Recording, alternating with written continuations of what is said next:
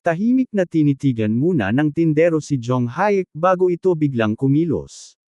Isinara muna nito ang imbentaryo at mabilis na iniunat ang mahaba nitong braso patungo sa kanya. Ang kilos ay malinaw, hudyat na kailangan munang magbayad. Sa halip na pera, kaluluwa ang kabayaran. Isa bawat piraso ng kagamitan ang halaga, kaya't sapat ang dala ni Jong Hayek para mabayaran ang lahat ng kanyang napili. Tinanggap ng mautong tindero ang bayad na may marahang tango at mabilis na inagaw ang mga kaluluwa, na para bang sanay na ito sa mga manlalarong tumatakas ng hindi nagbabayad. Pagkaraan, inilabas nito ang mga binili, isang jacket, pantalon, at sinturon. Tinukoy ng sistema ang jacket at pantalon bilang elastic na may dagdag na 2% lakas at liksi. Ang sinturon naman, na nakakatawang tinawag na leather hip sack, ay nakapagpapabilas ng pisikal na paggaling ng 2%. Gamit ang telekinesis, iniabot ng tindero ang mga kagamitan kay Jong Hayek, na agad din itong sinuot, una ang sinturon, pagkatapos ang jacket. Ngayon, opisyal na niyang naangkin ang bagong drip, at mas lalo pa siyang nagmukhang handa sa laban.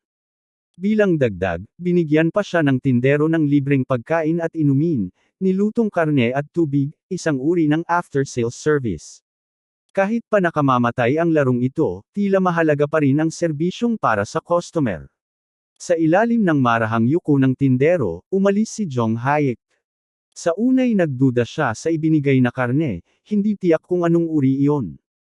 Ngunit nang matikman, natanto niyang karne iyon ng isang toros, isang halimaw na hinding-hindi pa niya kayang talunin sa kasalukuyan. Kailangang makarating muna siya hanggang ikapitong palapag ng basement bago magkaroon ng tsansa. Pagkatapos ng masarap na pagkain, uminom siya ng tubig at nag-inat ng katawan bilang pampalipas. Sa pagtatapos ng transaksyon, oras na para tumungo sa basement level 2, room 1, space 3. Ngunit bago iyon, naisip niyang maligo muna. Sa mundong ito, ang paliligo ay parang pagpasok at paglabas sa isang washing machine, mabilis at automatiko ang proseso. Habang ipinaliliwanag niya ito, inabot niya ang seradura ng pinto. Laking gulat niya nang biglang gumalaw ang seradura ng mag-isa. Hindi pala siya nag-iisa. Agad siyang nagtago sa likod ng pinto, sinusubukang hindi mapansin. Dahan-dahan itong bumukas, at sa halip na makapagpahinga, napamura siya sa malas. Hinugot niya ang kanyang armas at naghanda sa laban. Mula sa dilim, lumitaw ang isang anino na kalaunay nagpakilalang isang babae, isang maamo ngunit mapanganib ang dating. Hindi naman nabahala si Jong Hayek, sa halip, nagsimulang maglaro ang kanyang isip, kinakalkula ang posibilidad ng kanilang pagtatagpo. Alam niyang tuwing pumapasok ang manlalaro sa isang silid, lumalabas ang system message. Iisa lamang ang mensaheng iyon maliban na lang kung sabay na pumapasok ang higit sa isa. Dahil hindi niya nakita ang ganoong babala, malinaw na mas nauna itong dumating sa silid kaysa sa kanya. At hindi lang iyon ang nakatawag ng kanyang pansin. Ang babae ay si Emma Garcia, isang manlalaro na may kakayahang gumamit ng 2 aktibong kasanayan ng sabay. Ang pinakamataas niyang antas ay 2 pa lamang. Hindi namamalayan ni Emma ang kanyang paniniktik habang siya'y nag-iinat. Bagamat nag-aalinlangan pa tungkol sa mekanismo ng paliligo, nagulat siya na nakapagre-refresh naman pala ito. Nalilito pa siya sa magiging landas, nang biglang may malamig na metal na dam-aikit sa kanyang leeg. Malamig ang tinig ni Jong Hayek nang sabihin niyang huwag itong kikilos kung hindi mamamatay ito.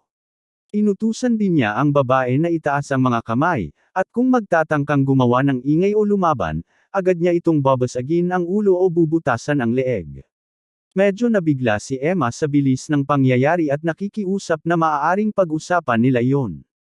Ngunit nanatiling matigas si Jong Hayek. Ipinag-utos niyang ilabas nito ang lahat ng kagamitan at mga kaluluwa, saka dahan-daang lumuhad at ilagay ang mga iyon sa sahig. Dahil sa takot, agad namang sumunod si Emma at inilapag ang kanyang daga at supot. Kahit batid ni Jong Hayek na wala na itong natitirang kaluluwa, pinilit pa rin niyang tanungin. Agad namang sumagot si Emma na wala siyang hawak, at tama ang kanyang sinabi. Sa mundong ito, hindi man matukoy ang eksaktong bilang ng kaluluwa, maaari pa ring malaman kung may hawak ang isang manlalaro o wala. Nagmamasid si Jong Hayek at tinanong kung may iba pa itong kasama. Mabilis na itinanggi ni Emma at sinabing nag-iisa lamang siya. Ngunit hindi siya agad pinaniwalaan ni Jong Hayek. Sinabi niyang tigilan na nito ang kasinungalingan, dahil kung batid nitong kaya niyang makita kung may kaluluwa ang isang tao, dapat alam din nitong may nararamdaman siyang presensya ng iba. Sa kabila ng tensyon, ngumiti pa rin si Emma, waring iniisip kung paano ipaliliwanag ang kanyang sitwasyon. Napansin ni Jong Hyuk ang kakaibang reaksyon ni Emma at agad na tinanong kung natatawa ba siya sa sitwasyong iyon. Mariin namang itinanggi ng babae na nakakatawa iyon. Mabilis na nag-isip si Jong Hyuk at napagtanto niyang ang tanging lugar na hindi pa niya nasisilip ay ang shower room na pinanggalingan ni Emma. Ginawa niyang bihag ang babae at inutusan itong buksan ang pinto ng shower. Ngunit nang pumasok sila, tumambad sa kanila ang isang walang lamang silid. Bahagyang naguguluhan, mariin niyang pinasabi kay Emma ang katotohanan, ano nga ba talaga ang nangyayari? Kinakabahan, ipinaliwanag ni Emma na ang kasama niya ay umalis na at nagtungo sa kabilang silid, room B222. Ikinwento niyang matapos ang kanilang misyon sa room B221, dalawang pinto ang lumitaw. Ang kasamahan niya'y pumasok sa B222 habang siya naman ay napunta sa B212. Tubhang ikinagulat iyon ni Jong Hyuk. Ibig sabihin, nagbago ang sistema ng lag.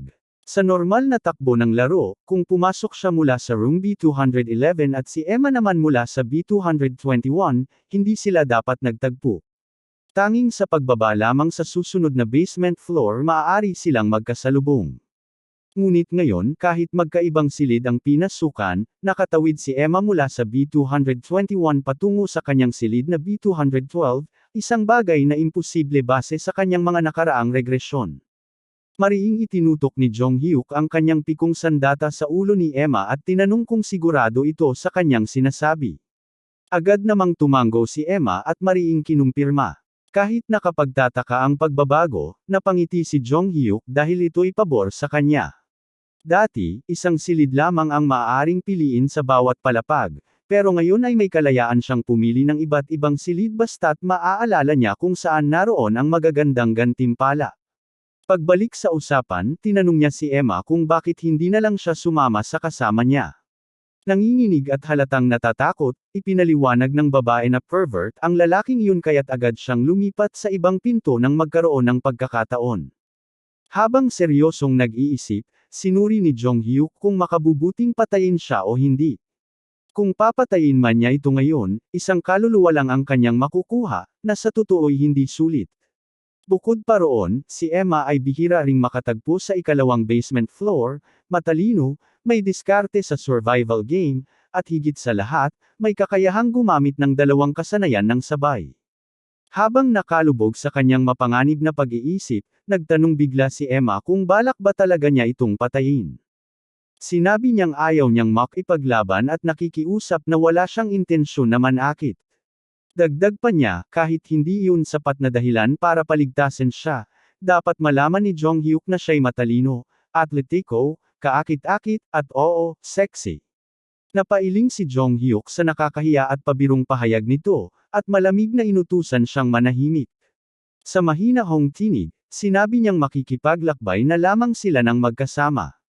Sa loob-loob niya, iniisip niyang mas kapaki-pakinabang kung patayin niya ito sa hinaharap kaysa ngayon. Para bang isang kordero si Emma na pinatataba muna bago isakripisyo kalaunan.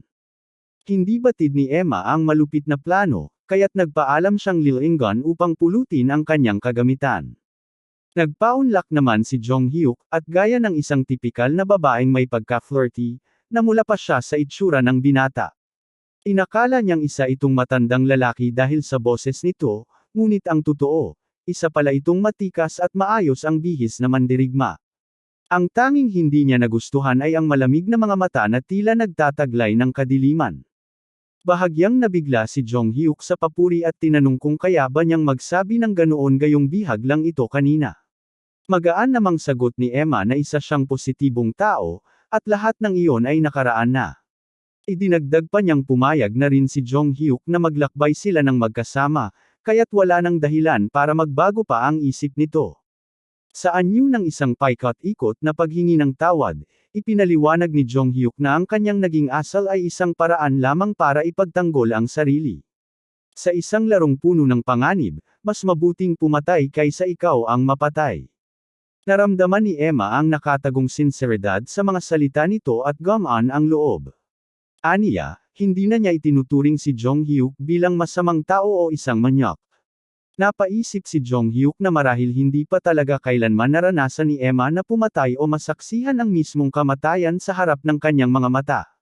Alam nito ang takot na dala ng kamatayan, ngunit hindi pa niya lubusang nauunawaan ang realidad nito. Sa mundong iyon, ang kamatayan ay palaging nakadikit sa kanila, ang kaibahan lamang ay kung sino ang mamatay. Pagkatapos, tinanong ni Emma kung ano ang kanilang susunod na hakbang. Agad na sinagot ni Jong Hyuk na sasalakayin nila ang susunod na silid, Basement Level 2, Room 1, Space 3. Bahagyang kinabahan si Emma at nagtanong kung may mga halimaw ba roon. Walang pag-aatubiling tumango si Jong Hyuk. Nagpakita ng matapang na anyo si Emma at agad na nagtungo sa pinto, hinihimok si Jong Hyuk na sumunod.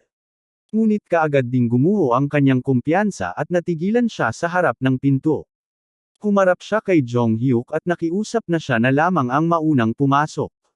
Ipinaliwanag niyang isa lamang siyang mahina at marupok na babae. Ngunit hindi nagpadaig si Jong Hyuk. Sa matatag na tinig, iginiit niyang siya ang dapat maunang pumasok.